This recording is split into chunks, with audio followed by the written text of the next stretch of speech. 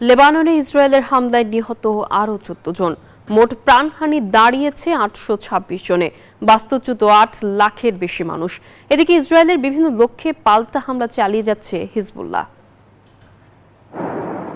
ক্ষেপণাস্ত্রের গর্জনে কাঁপছে বৈরুত। দুর্বল প্রতিরক্ষা ব্যবস্থার মুখে লুটিয়ে পড়ছে বেসামরিক প্রাণ। ইরানকে সমর্থন দেয় দক্ষিণাঞ্চলের সায়েদা, আল কাত্রারি ও নাবিয়াতে শহরে বিমান হামলা চালায় ইসরায়েল। ধ্বংস করে দেয় বহু বেসামরিক স্থাপনা। আগ্রাসন থেকে বাদ যায়নি জাতিসংঘ শান্তিরক্ষী মিশনের অবকাঠামো।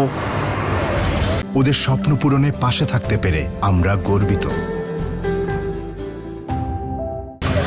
একটি স্বাস্থ্যকেন্দ্র পরিণত হয়েছে ধ্বংসস্তূপে। প্রাণ গেছে চিকিৎসা কর্মী সহ অনেকের, যার তীব্র নিন্দা জানিয়েছে বিশ্ব স্বাস্থ্য সংস্থার মহাপরিচালক টেড্রোস আধানম গেব্রিয়েসুস।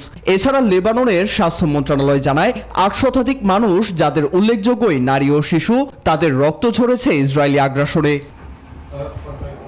থেমেরে স্থল অভিযানও। ভারী ট্যাঙ্ক ও মেশিন গান নিয়ে লেবানন সীমান্তে মৃত্যুফাত পেতেছে নেতানিয়াহু বাহিনী। জবাবে ইসরায়েলের হাইফা সহ নানা এলাকায় ক্ষেপণাস্ত্র হামলা অব্যাহত রেখেছে ইরান সমর্থিত সশস্ত্র গোষ্ঠী হিজবুল্লাহ। বাস্তুচ্যুত ৮ লাখের বেশি মানুষ অনাহারে দিনযাপন করছে অস্থায়ী তাঁবুতে, যাদের কাছে ৩০৮ মিলিয়ন মার্কিন ডলার মানবিক সহায়তা পৌঁছে দেওয়ার চেষ্টা করছে জাতিসংঘ। লেবাননের সাধারণ মানুষ এই যুদ্ধ চায়নি, তাদের জড়ানো হয়েছে। লাখো মানুষের জীবন এখন অনিশ্চয়তায়।